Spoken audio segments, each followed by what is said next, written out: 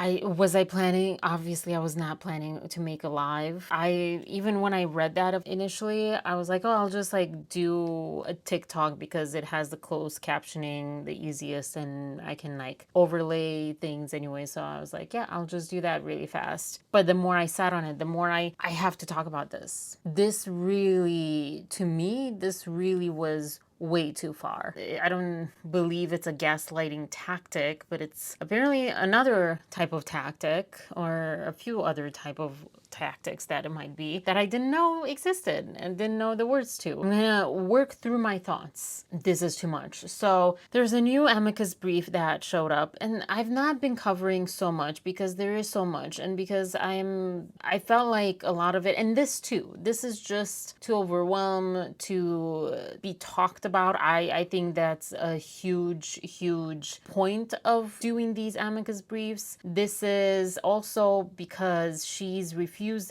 Like, this is how wrong I perceive this to be. When you're not willing to put yourself out there, to show your truth, to show your side, to talk about your stuff, but you're going to use his texts and Jen Abel's texts and Melissa Nathan's texts and everyone else's texts and this other producer from Sony, her texts, but you're not sharing your text to her and your emails to her and vice versa. And you're not sharing texts and emails to your friends, but you quote them and include dots, which means like you're leaving things out, and you're like doing all of this when she was trying to rope in all the women that have gone through horrendous things and have been victims of a lot of different things. Like, see, I am here for you. I'm doing this for you. And you know what it feels like. And she was using their emotions and their trauma and re-traumatizing them because she was bringing them back into the trauma. Like, see, recall that. This is what's happening here. Recall that. Recall your trauma. So you can be on my side, so you can help me win something that is frivolous. Because none of this is as bad as what those women have faced, what ChildUSA fights against,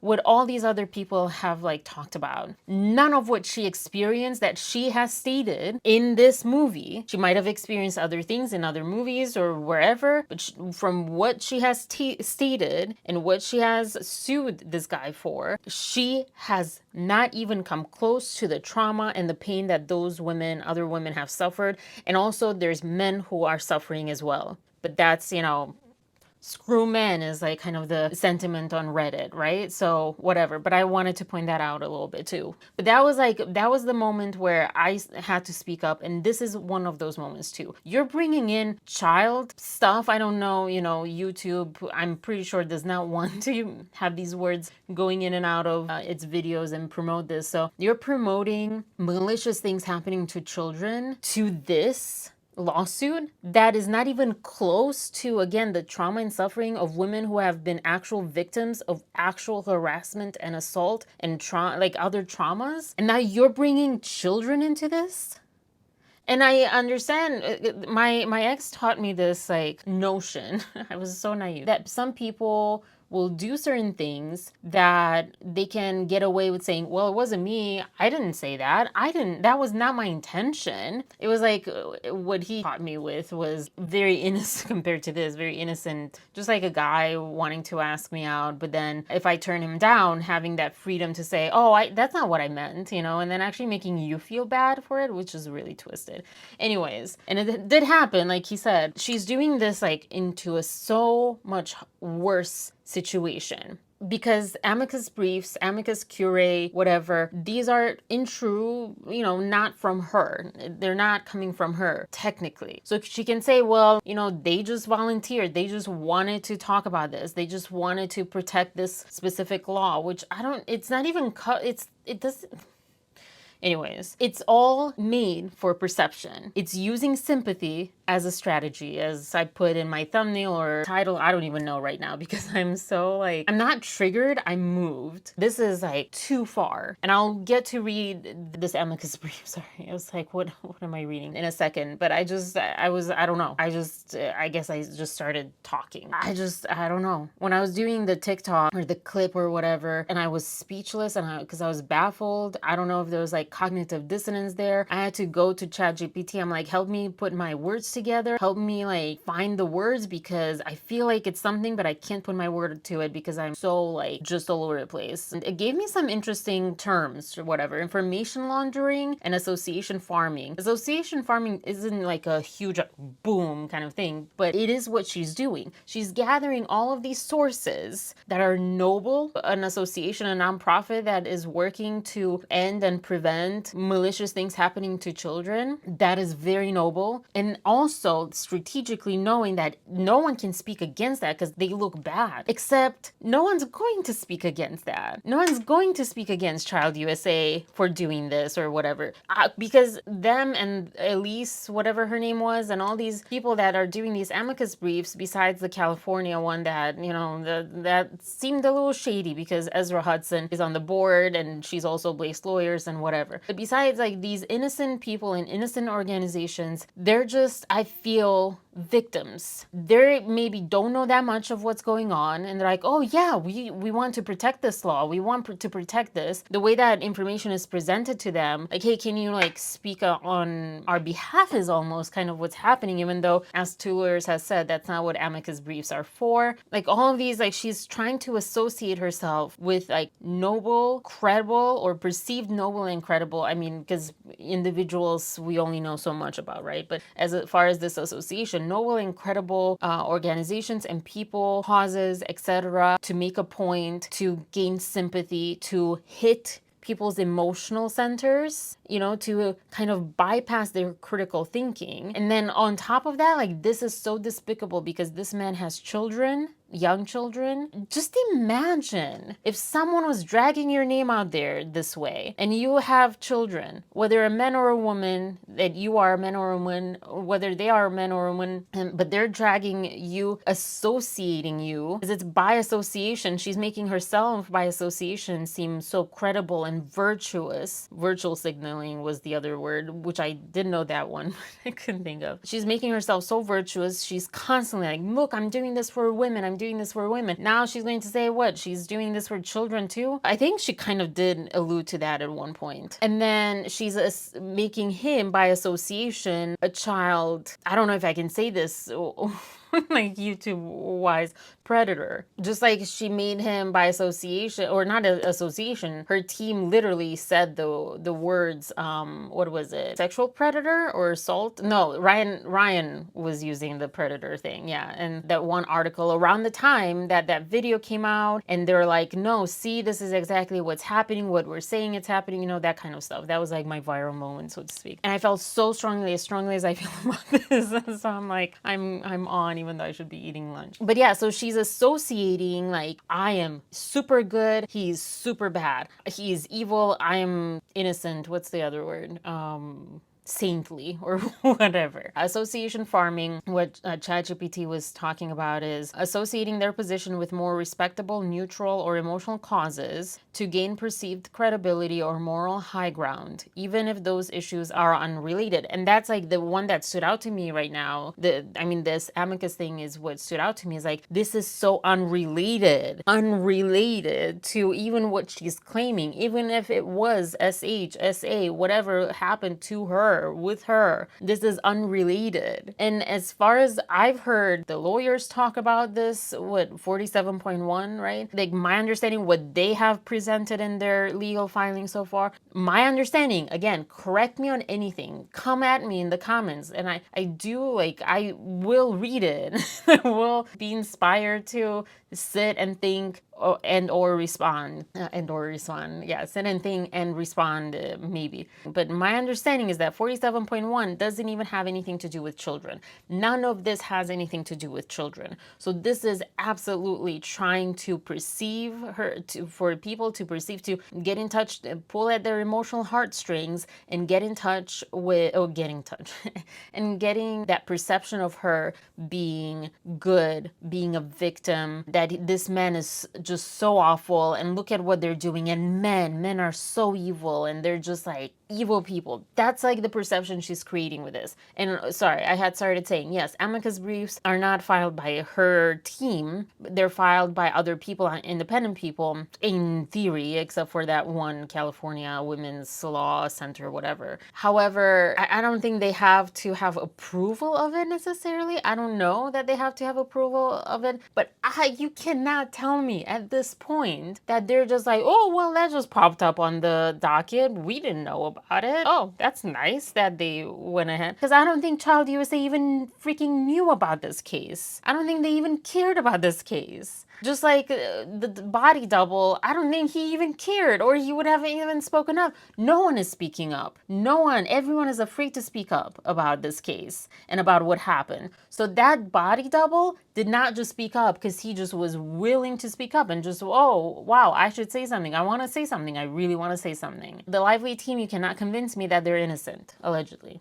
Having a hand in these things happening and coming out. I'm sorry.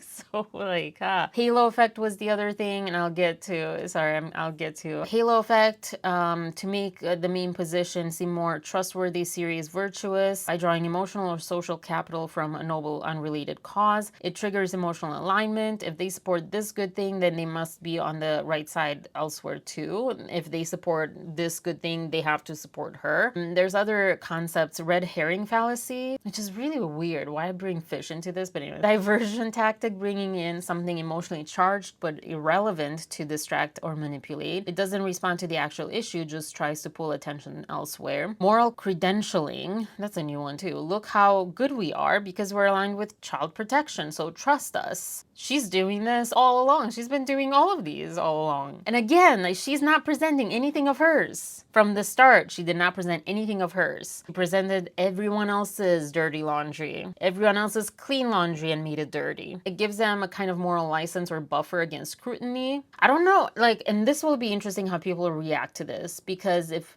people don't start dropping from her side because of this, it means, I feel like, A, they don't actually know much and they're not actually digging through any of this, not even like as much as we do here, but you know, even like 10% who actually really know what's going on. If they do know a little bit, I'm curious if all those people, Ofi Doki and all these people are like, maybe I should like pause for a second, because again, this has nothing to do with it. They're not going to say it to their audience. I don't think so. I don't think any of those people will like suddenly say, oh, well, maybe this one wasn't that great. Internally, I would be kind of surprised that a lot of them wouldn't just stop and think. Now, will they overlook it? I mean, we have, you know, what's going on with politics and Trump. Like, people overlook that. Like, oh, they make excuses all the time, right? That's another story. Then virtue signaling was the last one here, or one of the last ones. They're highlighting association with virtuous causes not to show support, but to subtly manipulate the public narrative. I mean, this is also just beautifully phrased, because she's not supporting women. She's not supporting children. She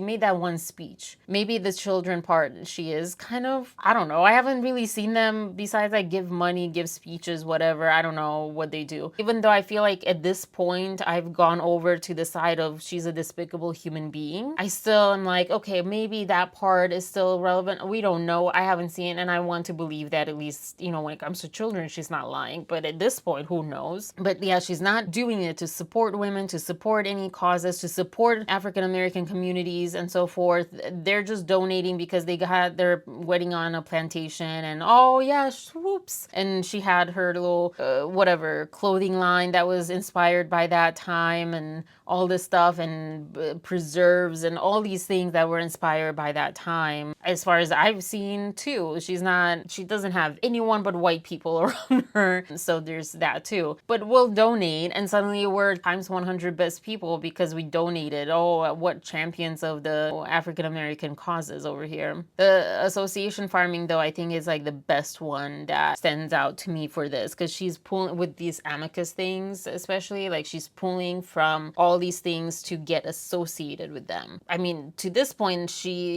what she was speaking about was somewhat related, except for that speech. Oh, by the way, I was watching Bohemian Diva. She's going live. I mean, she had her first live. If anyone likes her, I've spoken about her a bunch of times, more towards like the early months. I don't know. Let me get into writing or reading this. this. Sorry, I'll catch up with the chat. Wait, who's Ryan? Oh, yeah, sorry.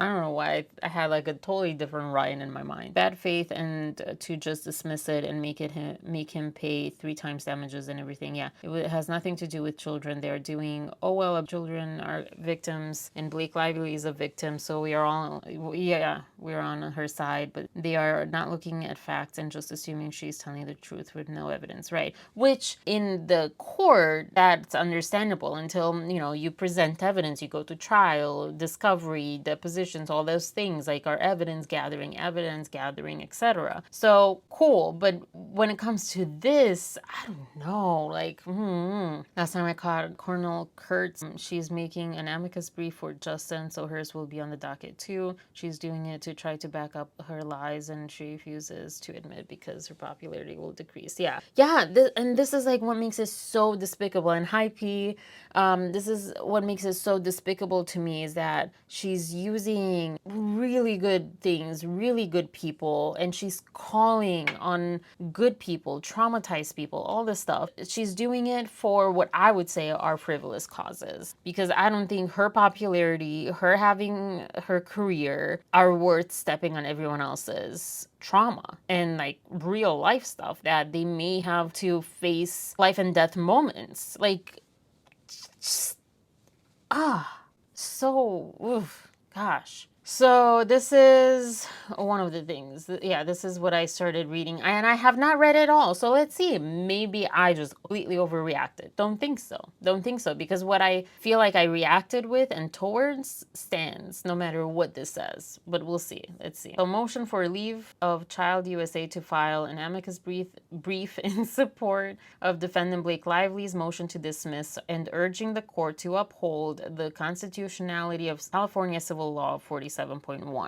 The Ask Two Lawyers, I saw they have a live at 5 p.m. and it was about something else. I would be surprised if they don't cover this, because this is, I feel like this, like I said, I just feel like this is too far. Amicus Curiae, ChildUSA respectfully moved for leave to file an amicus curiae brief in the above captioned matter. The proposed amicus brief is attached hereto. ChildUSA is an interdisciplinary nonprofit think tank dedicated to preventing child abuse and neglect and ensuring access to justice for survivors. ChildUSA's mission is to employ in-depth legal analysis and cutting-edge social science research to come up with the best policies needed to increase child protection and the common good. ChildUSA's founder, Professor Marcy A. Hamilton, is a world-renowned constitutional law scholar, First Amendment expert, and professor of practice at the University of Pennsylvania. Can someone look up, not you guys, obviously, but like anyone, but can someone look up, who's really good at research, if there's a connection? Why is she being brought into this? But let me know if there's a connection with the Lively side, because this is what that screams. This is what this is like kind of making us do, is like, what's fishy about this? Something's fishy about this. She's trying to clog up the docket. Lyman will not allow it, in my opinion. Yeah, I mean, he was really very, like I said, he's the parent and these are 2 children. And I feel like this is the troubled child. This is the like lying child. This is my opinion. The troublemaker, the one that like just breaks things and blames it on the other, kind of stuff. And yeah, Judge Lyman had a pretty good take on the other one. And this is why I was saying, like, let's pause before the bias accusations of a judge. Anyways, ChildUSA's founder, blah, blah, blah, blah, blah. Her leadership has positioned ChildUSA at the forefront of legal scholarship and advocacy on the intersection of survivor rights and constitutional protections. It's also the leading organization to study and track SA statutes of limitations through its Sean P. McIlmail Reform Institute, and has spearheaded the national movement to align SOLs with the well-established signs of delayed disclosure. Is it well-established? I don't know. Sorry, I'm doing too much now. Amicus state that no counsel for any party authored this brief in whole or in part, and no entity or person, aside from amicus curiae, its members, or its counsel, made any monetary contribution intended to fund the preparation or submission of this brief. I don't think they have to. All they have to is like present their case in a way that sounds like it's of interest to these people. That's all they have to. Just contact them and say, hey, they're trying to attack 47.1. They're trying to attack constitutional rights for people that have been, all these bad things have happened to them. So what do you have to say? Do you have to say something about it? That's all they have to do. And that's what I was saying with, what's his name? Michael Gottlieb, Michael, is it? In the Taylor Swift situation. He didn't have to like say straight out anything to incriminate himself, but he might have said it in a way where it's like just very clear, but also like, oh, that's not what I meant, kind of thing. There's a connection with the other amicus brief. Her lawyer, Ezra Hudson, was on the board. Yeah, I talked about that. Did I talk about that? I thought I talked about that.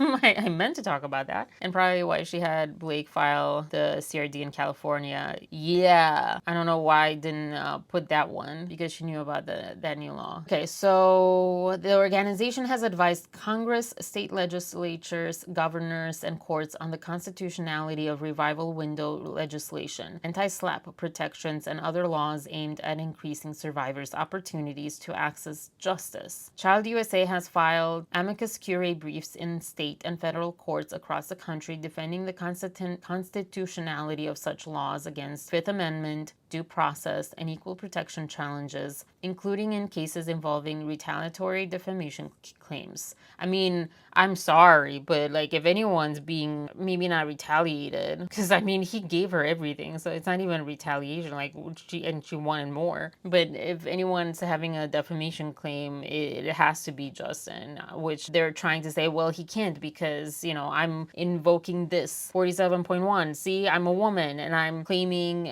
SA. No, not SA, SH, and so like he can't use defamation. ChildUSA has a strong interest in the outcome of this case, which will shape the legal landscape for survivors in California and beyond.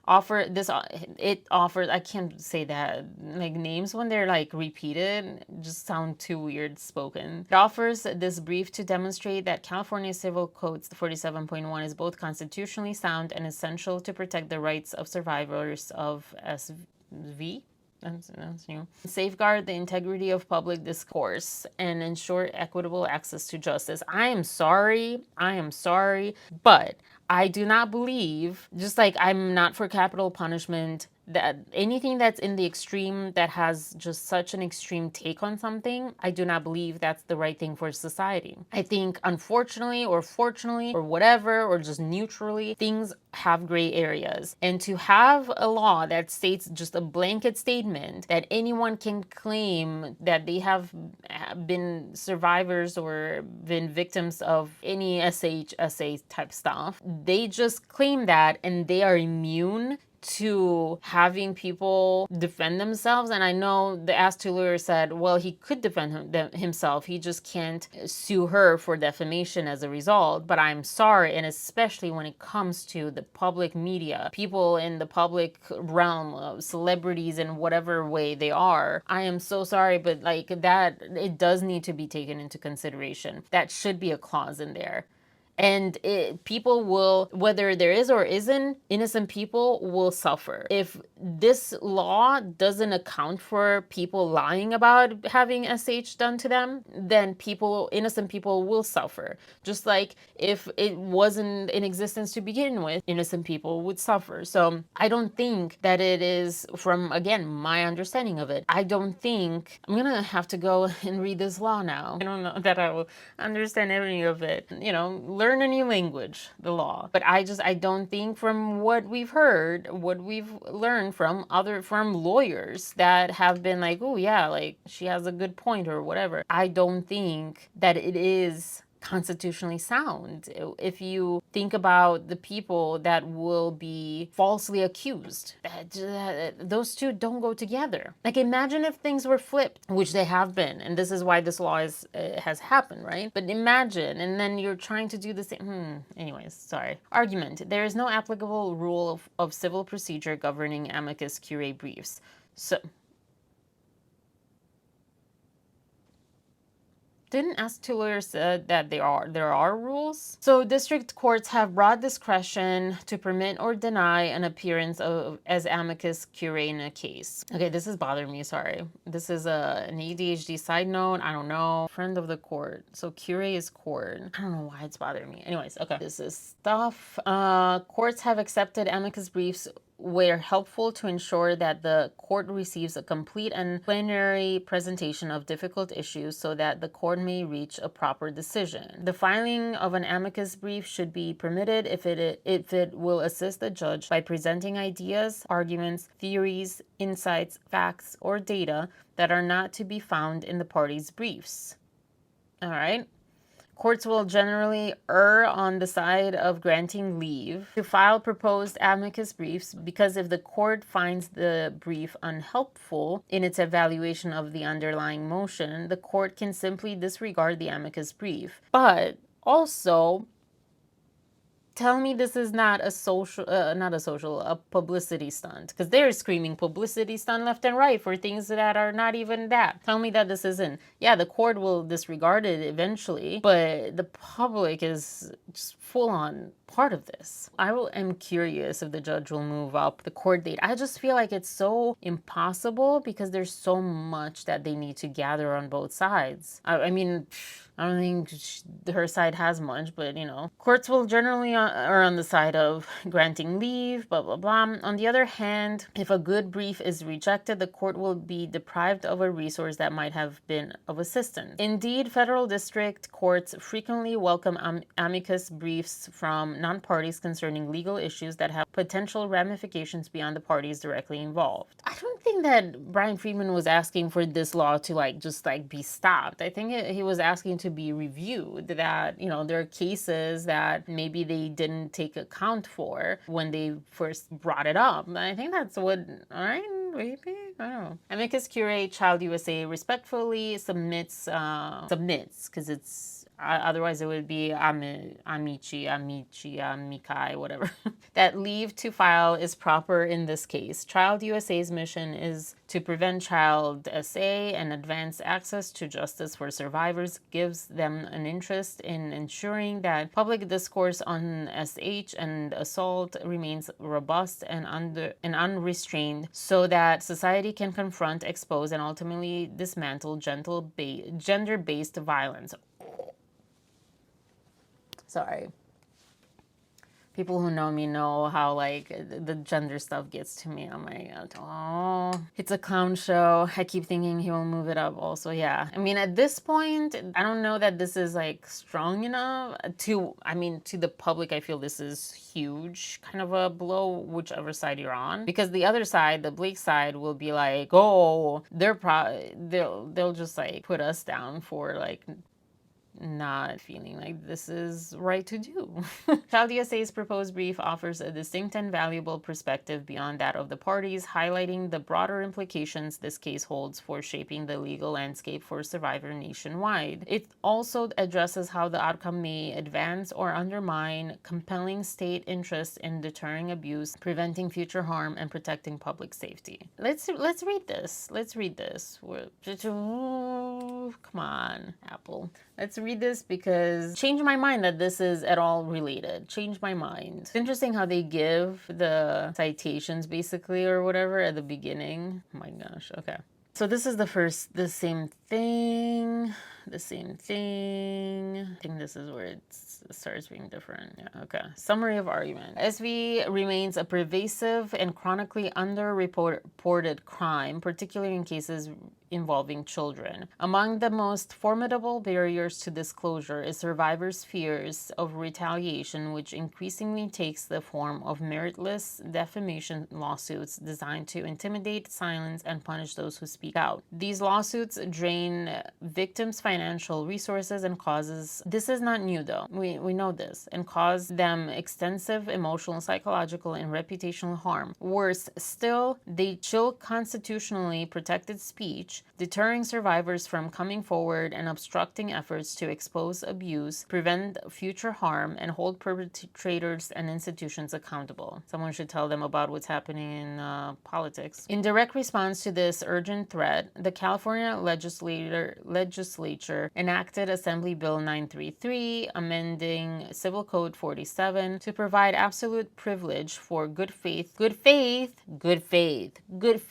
sorry, this being really annoying. Good faith disclosures of SASH or discrimination and meaningful remedies to survivors who are forced to defend against retaliatory defamation lawsuits. Critically, it targets only baseless claims, those that fall squarely within the sham litigation exception to nowhere Pennington immunity, and imposes no liability on legitimate petitioning activity. It simply removes legal recourse for those who abuse the judicial process to suppress survivor speech that rests at the heart of First Amendment protection. But like, I want to know how this applies to this case. And excuse me, but like, she didn't bring this in good faith from all that we saw. So why is this relevant?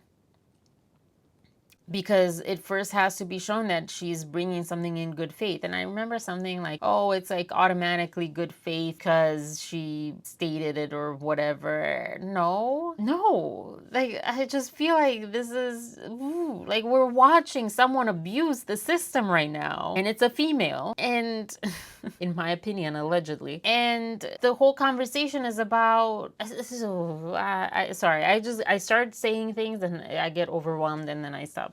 I was actually saying that was like a big comment that I had to my friend, is that she's fighting against women as far as like social perception and the other side outside of the court. Her legal fight is with, well, 2 men and 2 women kind of, and an entity. But her social fight, her public fight or whatever, is with women, because many women, many supporters of Justin, most supporters of Justin, I've not really heard men supporting Justin, because I believe that men don't really care about this. They don't, I mean, they would care if they know, but they are also not the type to get on celebrity gossip sites or like watch celebrity gossip. I don't know. Some men, many men, they won't admit it at least. And they'll just kind of say, oh, let them work it out kind of. That's like, talk about gender. I know I hate genderizing people, but that's like my genderization. So most people that have spoken up on social media, that are in the comments, that are in our chats, that I know there's like a couple of men here, but that are in our chats, that are part of this, that are investigating, that are, you know, showing things about her past and all these things, are women. And a lot of them, as Lauren put out those videos,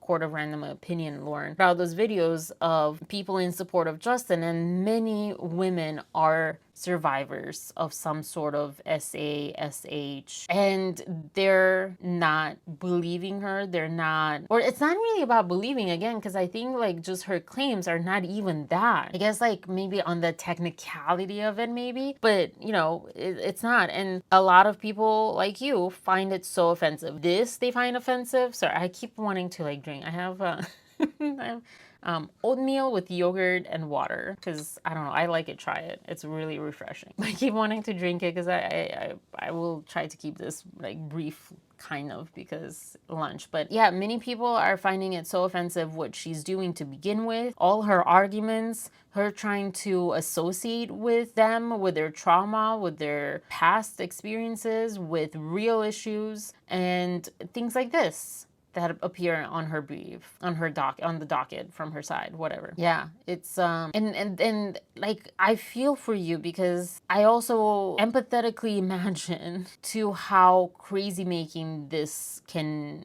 make you feel if you're a survivor of something like this and this person is doing this and you again find yourself voiceless. Ironically to this law, to this civil code, ironically to what she said on Seth Meyers, that she's the voice for women who cannot speak. Well, they can speak up because A, like, you're talking over them. B, well, yeah, I mean, you know, there's legit reasons why they can't speak up, but you're not helping and you're making that worse. I feel for everyone who is re-traumatized or on the danger of re-traumatization, because especially because of that, like, part of that voicelessness, that helplessness, that you're screaming like, this is offensive, this is bad, this doesn't speak for me, and like she consistently like just ambushes and like plasters things like, you don't matter, you don't matter, you don't matter. So she like just the evilness. I don't believe in evil technically, but like the evilness, the like just the bad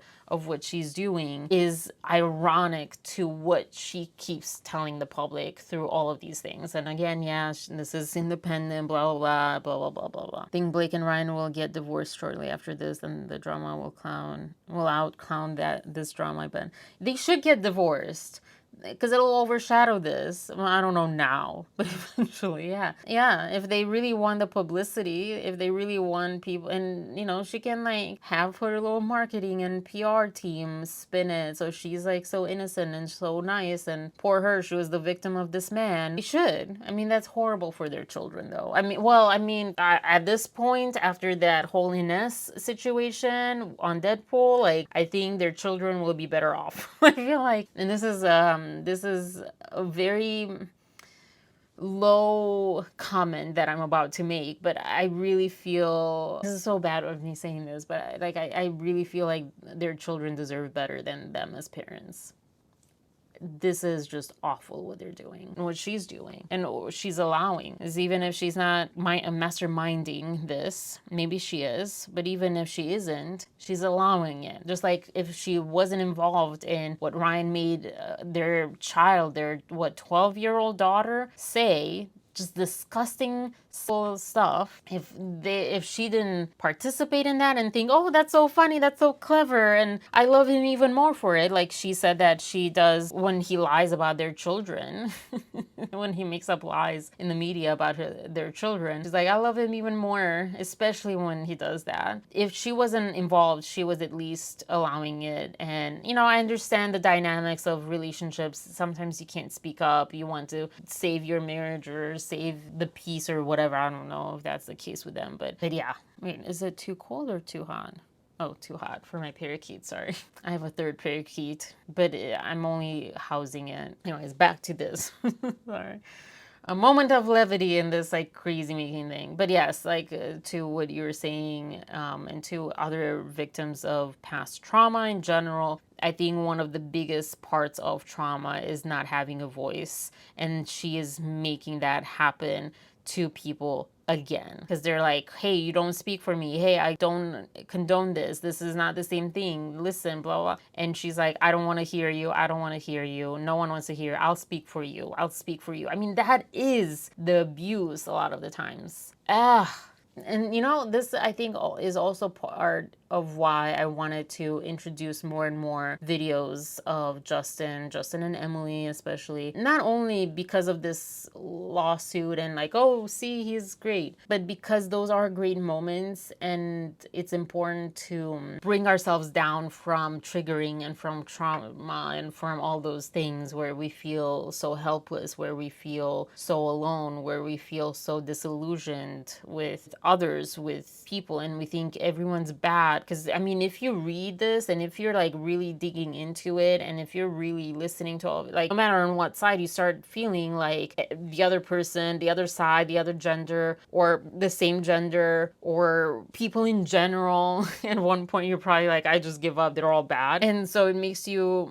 isolate yourself, and that makes it worse. So yeah, on the other side, the one thing that I also thought of the more I sat with this before coming on is that at the same time, I feel like this is mending that bridge that was somewhat damaged from the Me Too movement, because the Me Too movement kind of swung a bit too far in a way, more than the Amber Heard one, because that was such a personal situation between these two people in a relationship, and that gets murky. This people can be a little bit more objective with, and like a little, further back. Although, again, I was on Bohemian Divas live last night, and I was saying to her, I remember like her "He's Not Your Ex" video was like just awesome to me, because it explained in one simple phrase what most people use as understanding this. It's like, oh, he's like my ex.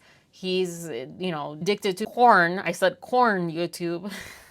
Just like my ex, and he's like shoving that down my throat like my ex, or he's shoving down her throat. Wow, that can be a really bad pun. That was not intended. It was not intended. My mind did not go in the gutter before I uttered those words. So I did not, and like, think that through. But yeah, and yeah, I just lost my train of thought with that.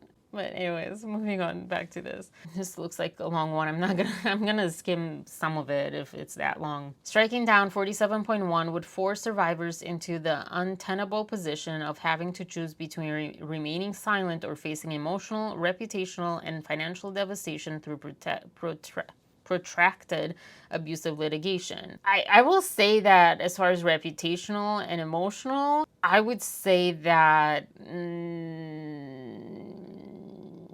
I mean, yeah, okay, it could be, but it could also just be, you can't really put a law on that. Like, outside of the court, what people do, you can't prevent that, unfortunately. But as I'm reading this, I'm like, this is what she's doing to Justin, so what are we talking about? But that's our opinion, allegedly, blah, blah, blah. It would also send a dangerous message to other survivors contemplating disclosure that speaking out may carry intolerable risks, and it would embolden perpetrators and complicit institutions that depend on secrecy to perpetuate cycles of abuse. I think that what is going on and her, like I was just talking about, I feel like people will not feel like speaking out because of all of it, really. So I don't know that this helps, but I'm also just very biased right now. I'm reading it from a very biased place and a bit triggered. Such a result would be antithetical to California's longstanding commitment to dismantling barriers to justice for survivors and would frustrate the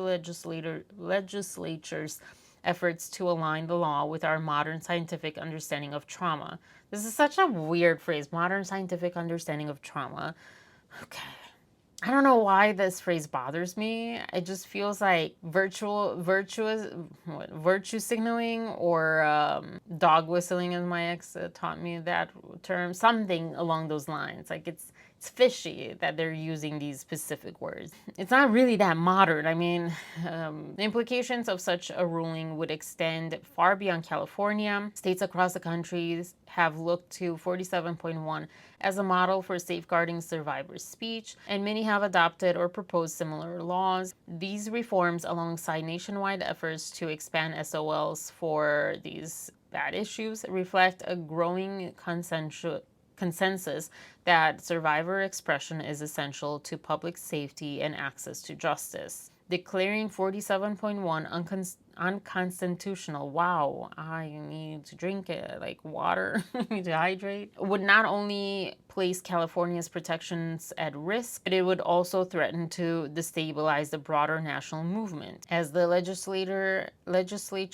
itself proclaimed, the era of using defamation lawsuits to muzzle survivors must end. I don't believe anyone's saying anything against that part. I mean, I feel like if Brian Freeman would have anything to say, or Justin or whoever, would be like, exactly.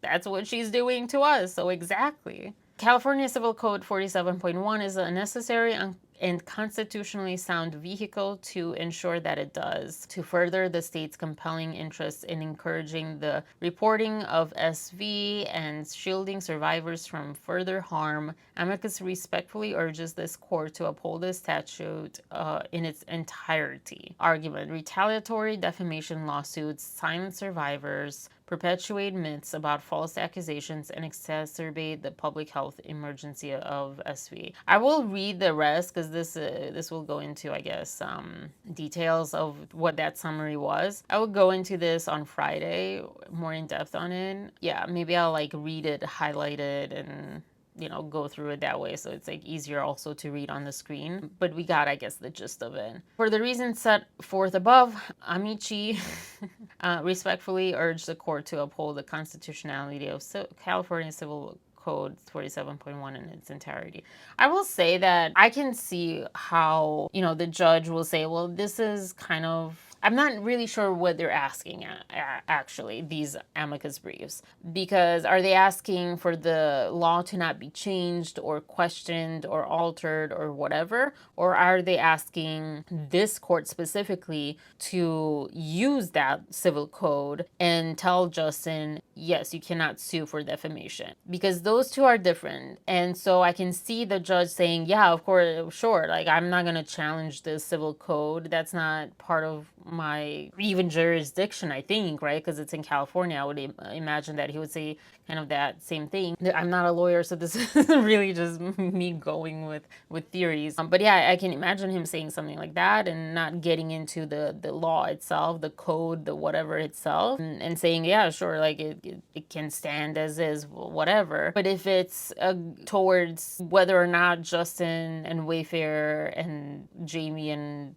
Jen Abel and Melissa Nathan, if it's to use this to ask them or prohibit them from suing Blake for defamation, isn't that what what's his name, Johnny Depp and Amber Heard, isn't that like how they went around that? Oh, although it wasn't, this law wasn't back then, but didn't she like sue him and then, well, I think she also sued him for defamation, or did he sue him for defamation? Something like it, right? Something like that. Again, I didn't follow that, but like I slightly remember that the defamation lawsuit came after the like initial lawsuit. So it could be something like that where they're like, okay, we'll take it off, we'll win this case, and then we'll like issue that.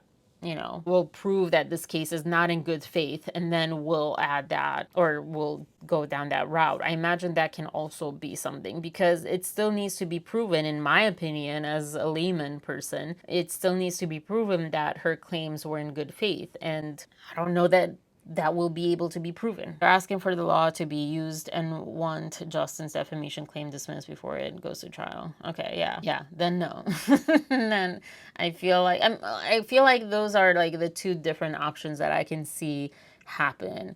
The judge saying, okay, like, because we don't know that much about this, and we'll start with the assumption that she is presenting these in good faith, then because like, right, I feel like it's too early for him to make a decision on whether or not it's in good faith or not. And maybe that's why they're doing this now, because it's too early, and puts the judge also in a position where it's like, if you don't support the 47.1 civil code, then you look bad. Not that the judge probably cares that much. If you do support it, it's too early, and that kind of makes you look bad for your profession, I would imagine. And the other one, the first one, makes you look bad for the public. So I don't know, but this, I'm just like, is it spitballing or whatever? Just kind of saying what comes to mind as far as educated guesses. But yeah, so I'll read maybe on Friday, I'll read the in-depth arguments one by one, but we got the like general gist. I spoke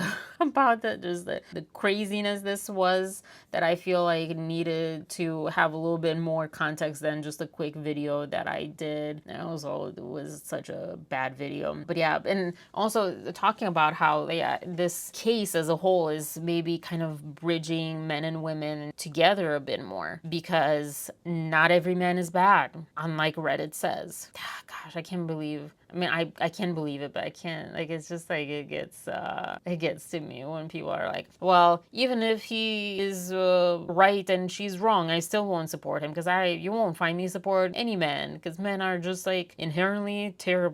The end. It's like, okay, cool. Do you have men in your life? Do you have brothers? Do you have fathers? Do you have husbands, boyfriends, friends? Like, what about those people, Oh, and the other thing that I thought of too, like, I think I spoke about this, I don't know if it was in a vlog or in a live, but I got very protective a few summers ago of my ex on his birthday, against or whatever, from his family, because I mean, it's so weird to talk about this because it has nothing to do with anything like this. But that's what I'm trying to say. Like, that was such a small thing. It was like everyone wanted to go somewhere else for his birthday, and I'm like, no, it's his birthday. I didn't say it out loud because I don't know why, but like, my mind, like, I think I said it to him, like, do you, like, you have one day. Like, they need to like show up for you, not the other way around, for one day. Because see, I've seen him show up for them a lot. That was like a huge thing that, sorry, this is like more, I'll spin back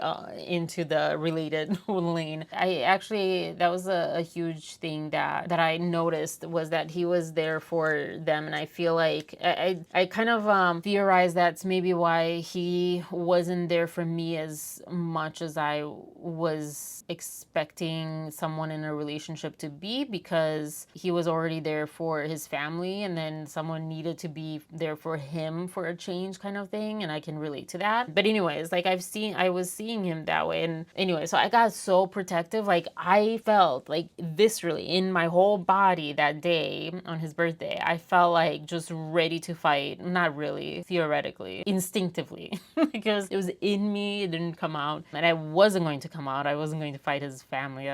Crazy. And that was over nothing. I imagine Emily is not feeling good about this, especially this. Bringing in children and child malicious stuff to children. And then associating my husband, the father of my children, that he's a great father for. And he has been like working so hard on himself. He's a great man and he's a great person on this planet. I'm assuming, but I don't know. I don't know. Maybe she's like, oh yeah, got him right. I doubt it based on what we've seen. Like I very much doubt it. She vetted that guy well.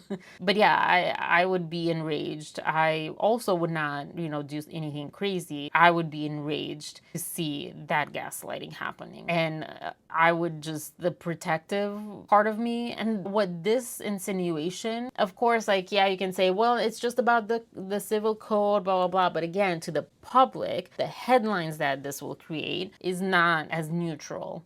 Yeah, to have their father, they're young, but eventually maybe read things like this or be told some things like this, and about their dad, like how messed up it makes them potentially and how much it screws them over. Like that is so bad. The initial accusations themselves were bad, and I spoke about that at that time. Like this man has children, and yes, there are all sorts of people in this world, but no. I've calmed down a lot, so I'm gonna go eat. It's crazy. Today is like so busy. I also forgot about this mixer that I have tonight that I don't know if I'll make both the class and the mixer. So I'm glad that I put this out there. I feel like I suck at making short videos, especially in the moment. I have so much emotion, but then I can't find my words and I'm flustered and I'm all over the place, and yeah, but this one was strong. Thank you guys for being here.